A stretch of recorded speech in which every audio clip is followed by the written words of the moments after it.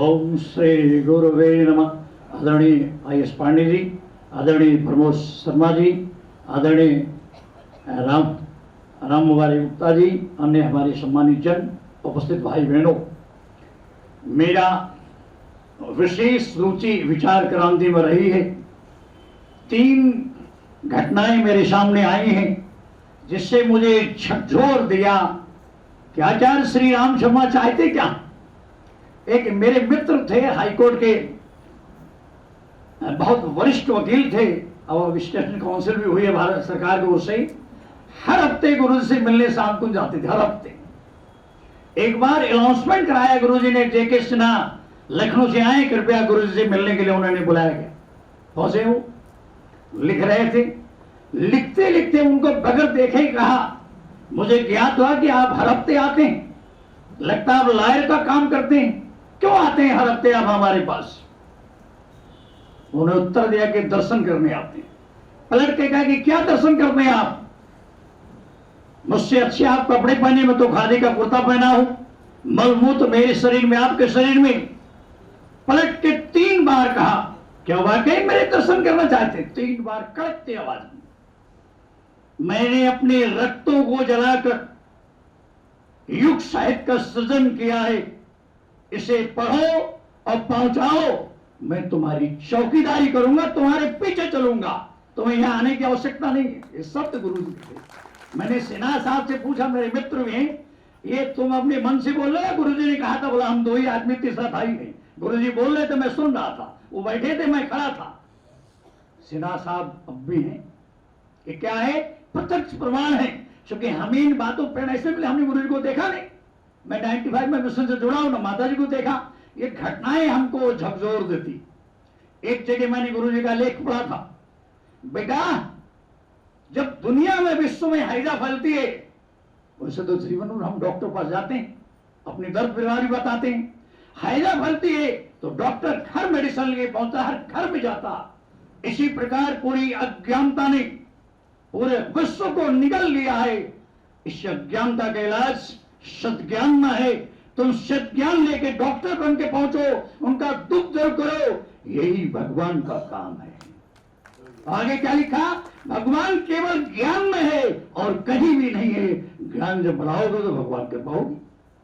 कुछ चीजें ऐसी हैं, इसलिए मैंने एक कहीं मैंने पढ़ा था गुरु जी का, मुझे पढ़े लिखे बुद्धिजीवी युवाओं के कंधों में जाना है, जैसे आने वाले दिन में हमारा मिशन उनके कंधों को लेकर चल सके, कैसे पहुंचा जाए। इसके लिए मैंने बांग्मे की प्लान किया। Engineering college, medical college, dental college, degree college, सार्वजनिक पुस्तकालय, IIM, राजभवन, विधानसभा में जितने किनारा हुए सब में हम लोग दे चुके हैं। एक बार मैंने BVD यूनिवर्सिटी में बांग्मे दी थी 7 साल पहले। उसमें एक पुस्तक बांटी थी बच्चों के लिए, सफल जीवन की दिशाधारा। उस पुस्तक के अंत में लिखा था, ये पुस्तक पढ़ने के बाद अगर आपको अच्छा लगे, एक 52 रुपए की पुस्तक और लिखी, उसे पढ़। एक लड़का मेरे पास आया, बोला साहब 7 साल पहले आपने पुस्तक दी, मेरे जेब में है, मैं उसको रोज पढ़ता हूं, अब मैं 52 रुपए के लेना चाहता हूं। अरे वाह, मैंने कहा हमारा बांग में रहना सार्थक हो भाई बहनों। गुरु जी के विचार क्रांति अभियान को हम लोगों ने लिया। अभी हम रिसेंटली अभी 13 तारीख को राज्यपाल से मिले, लखनऊ में नहीं राज्यपाल आई हैं। राज्यपाल की कथन मैं आपको सुना रहा हूं। जब राज्यपाल बनी तो हम लोग 10 आदमी गायत्री परिवार लखनऊ प्रतिनिधिमंडल पहुंचा और गुलाब का एक गुलदस्ता एक सज्जन ने भेंट की। उन्होंने कहा मैं गुलाब की दस्ता तो लेती नहीं, एक फूल दिया। मैं ऋषि चिंतन लेके गया था। जब मैंने उनको दिया माननीय राज्यपाल, उन्होंने कहा ये मेरी पसंद की चीज है, मैं इससे पढ़ती हूँ ऋषि का साहित्य। अब फिर मैंने उनको प्रस्ताव दिया, हम आपको बांग में देना चाहते हैं। उनका शर्मा जी दिवाली के पत्र के, अभी हम लोग हाल ही में राज्यपाल महोदय को बांग में भेंट करने वाले हैं, क्योंकि मैं चाहता हूँ डिग्निटी राज्यपाल, मुख्यमंत्री, विधानसभा अध्यक्ष, IIM के डायरेक्टर ये भी स्वीकार करें कि आचार्य श्री राम शर्मा, कब तक हम चिल्लाते रहेंगे महाकाल स्वरूप गुरुदेव, महाकाल स्वरूप लगाते जा रहे हैं नारे। IIM के डायरेक्टर अर्चना शुक्ला को हमने जब बांग में दिया, उनके शब्द सुनिए।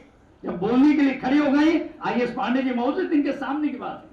उन्होंने कहा मैंने अपने जीवन में इतनी पुस्तक लिखने वाले व्यक्ति को देखा ही नहीं, आज मैं पहली बार देख रहा हूं। अब मुझे जगह जगह बोलने के लिए बुलाया जाता, मैं इसको कोट करूंगी, व्यक्ति चाहे तो अपने जीवन को कहां तक पहुंचा सकता। ये साहित्य बताता। भाइयों बहनों, और मैं आज आपके लिए उदाहरण लेके आया हूं। मैं फालतू भाषण नहीं करता हूं, जिसमें हमारे बीच आए कौन एएमसी इंजीनियर चीफ फील्ड को उत्तर प्रदेश का प्रमुख अधिकारी होता, मैं मेरे साथ लाया हूं उनका। मैं छोटा सा उदाहरण देना चाहता हूं, आप प्रेरणा दें। पढ़ा लिखा बुद्धिजीवी धनवान सब आपकी बात मानेगा। इनकी बड़े बेटी की शादी हुई, 1000 आदमी उनकी बेटी के उसमें था। 7 पुस्तक का सेट बनाया गया, 1000 सेट। मैं खड़ा था और बारात हो रही थी, सबको मैं शायद भेंट रहा था। उनके शर्मा जी अपने हाथों से उठाइए, मैंने कहा ज्ञान प्रसाद बांटिए। पहले बेटे में बांटा गया। दोबारा फिर दूसरी बेटी की शादी हुई, उसमें 600 पुस्तक का सेट बनाया गया, 6 पुस्तक का, जिसमें कैलाश महाजन भी पहुंचे थे शादी कराने के लिए। बांटा क्या है। और अभी 31 अगस्त को रिटायर हुए। मैंने कहा आपने 35 साल इस विभाग की सेवा की, उच्च अधिकारी आपको बनाया विभाग ने, आज आपको एक वांग्मय सेट इस विभाग को देना चाहिए। वहां वांग्मय दिया गया। प्रमुख सचिव नरेंद्र भूषण वो भी आए और 400 अधिकारी को हम लोगों ने भेंट किया। सफल जीवन की दिशा धारा विकी श्रीवास्तव ने भेंट की। और जब 25 साल की शादी तो उनको सलाह दी, आप भगवान की प्रति कृतज्ञ मत करिए, एक वांग्मय भेंट कर दीजिए। किनको? जिस कॉलेज में आपने इंजीनियरिंग की थी गोरखपुर में, वहां भेंट किया। 25 साल विभाग में फिर मैंने कहा एक वांग्मय दीजिए, फिर भेंट किया। अभी एक राष्ट्रीय कांग्रेस पूरी अंतर्राष्ट्रीय स्तर का सम्मेलन हुआ लखनऊ इंदिरा प्रतिष्ठान में। पूरे देश विदेश के इंजीनियर आए थे, उनके 3200 पैकेट बने थे, उसमें एक एक पुस्तक विषय का लगा। आपने व्यक्तिगत रूप से ये क्या है आप उन्हें बताइए। और मानने में दिक्कत बाकी तो भगवान लगे हुआ। और हम पुस्तक वांग्मय की काम करते हैं। 500 का हमारा लक्ष्य है। अगले 2 महीने में हम लोग करीब 10 और लगाने वाले हैं। 14 आदमी हमारे पेंडिंग में हैं। ये देने के लिए साहब ये पैसा लीजिए लगवा। 14 आदमी पेंडिंग में, कभी अभाव हुए नहीं आज तक। एक दूसरा पुस्तक मेला लगाते हैं, हर साल एक लगाते हैं। कहां? राष्ट्रीय पुस्तक मेले में 50,000 आदमी देखता, 1 लाख आदमी देखता है पुस्तक मेले में। क्योंकि लखनऊ वल्लभपुर गार्डन में बहुत बड़ा गार्डन है, इसमें हजारों लोग आते हैं। उसमें हम लोग 10 दिन खड़े रहते हैं। 33वां पुस्तक मेला अप्रैल हमने लगाया है, हर साल लगाते हैं, हजारों लोग देखते हैं। और ब्रजेश पाठक डिप्टी चीफ उनसे गए उद्घाटन करने, वो हमारे स्टॉल में आए। मैं उनको साहित्य दिखाया, कहा कि मुझे वहां ले चलिए मथुरा और शांतुल। मैंने कहा जवाब बताएं, आपको ले चलें ना, आप तैयार हो जाओ।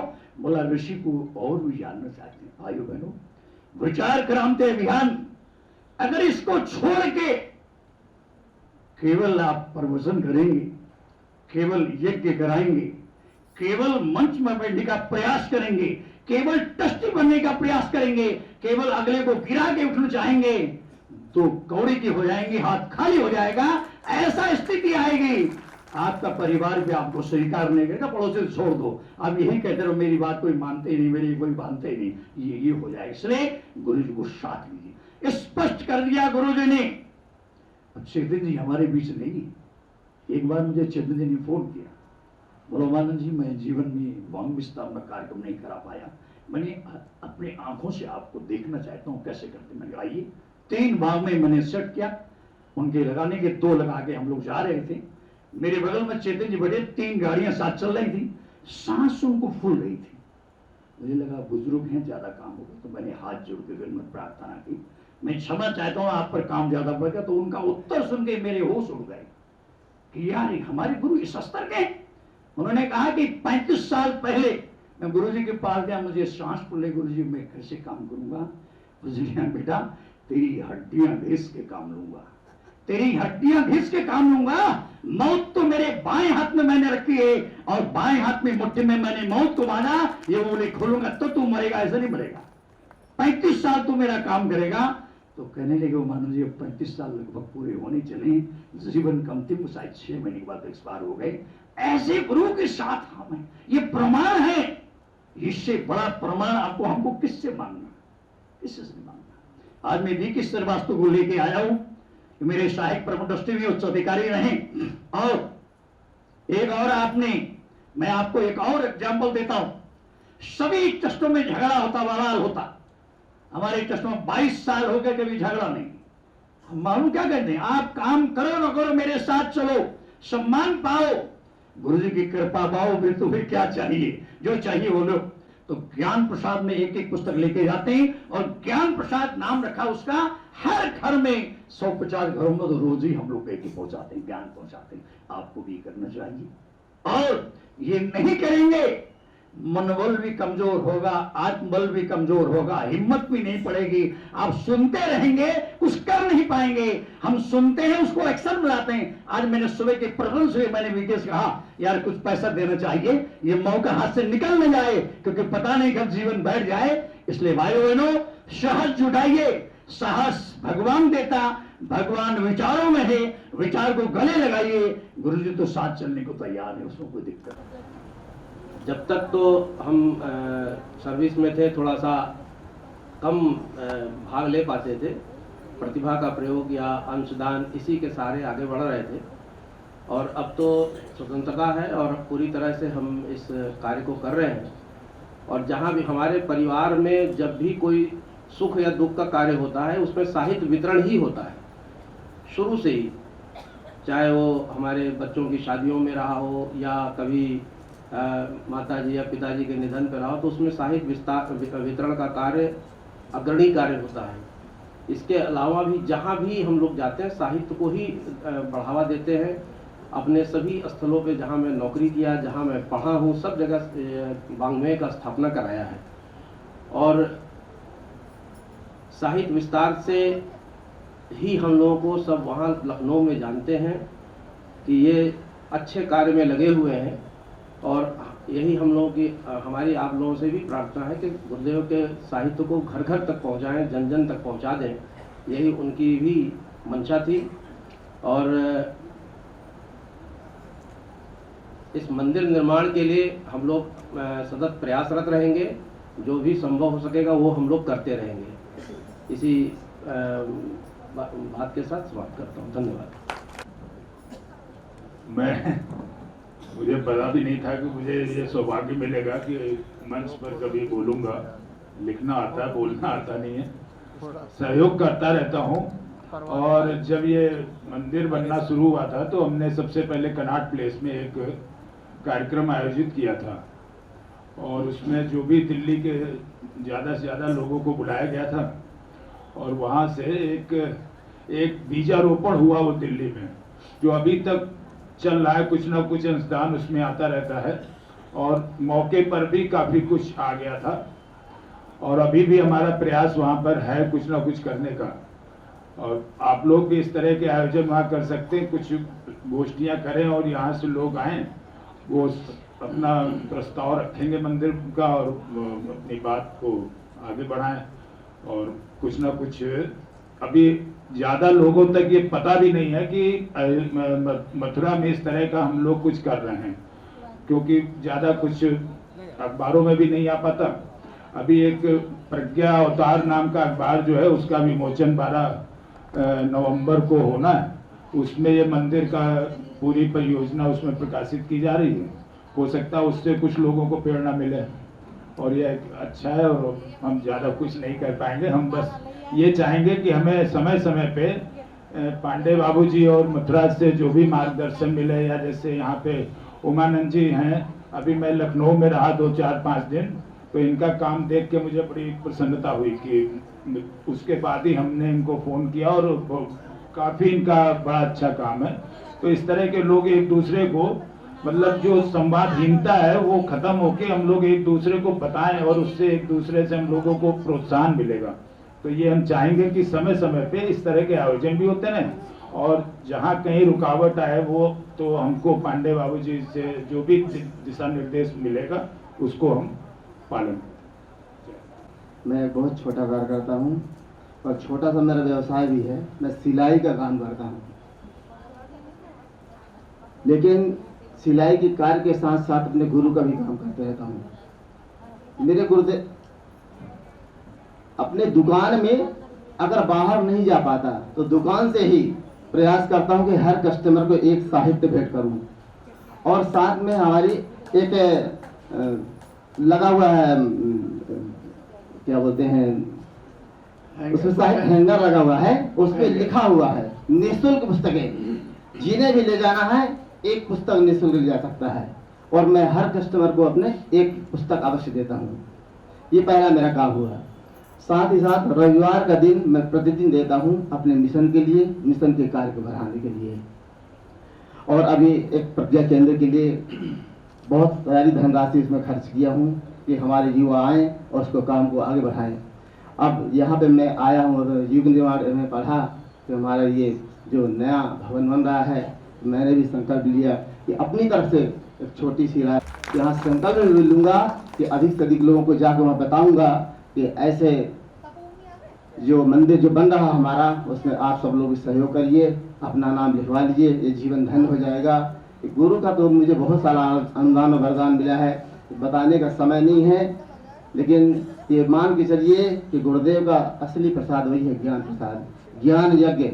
जन जन तक हम लोग गुरुदेव के साहित्य पहुँचाएँ और स्वाध्याय करें, निश्चित मानिए हमारा जीवन धन्य हो जाएगा। और मैं गुरुदेव के विचार से ही जुड़ा था। जब मैं पहली बार पुस्तक मेला में देखा था कि एक राइटर कोई इतनी पुस्तकें कैसे लिख सकता है, कोई व्यक्ति नहीं है, कोई एक सत्ता है। तो भाई बहनों, आप सभी से निवेदन है कि ऐसे भगवान से जुड़ गए हैं तो निश्चित मानिए कि आपका जीवन धन्य हो जाएगा। और गुरु का तो आश्वासन है कि तेरी आने वाली पीढ़ी और जो पीढ़ी चढ़ी गई है 7 पीढ़ी, उसको भी तार दूंगा। तो हम लोग बहुत सौभाग्यशाली हैं। और ज़्यादा कुछ नहीं बोलूँगा आपसे। हम सब लोग संकल्प लें कि अधिक से अधिक अपने क्षेत्रों में जाएं और जितनी सहयोग राशि हो सके तो पूरा करें। धन्यवाद भाई साहब। ओम द्यौः शांति अंतरिक्षं शांति पृथिवी शांतिरापः शांतिरौषधयः शांतिः वनस्पतयः शांतिर्विश्वे देवाः शांतिर्ब्रह्म शांतिः सर्वज्ञं शांतिः शांतिरेव शांतिः सामा शांतिरेधि। ओम शांतिः शांतिः शांतिः सर्वारिष्ट सुशांतिर्भवतु। बोले गायत्री माता की, परम पूज्य गुरुदेव जी की, परम वंदनीय माता जी की, आज के आनंद की।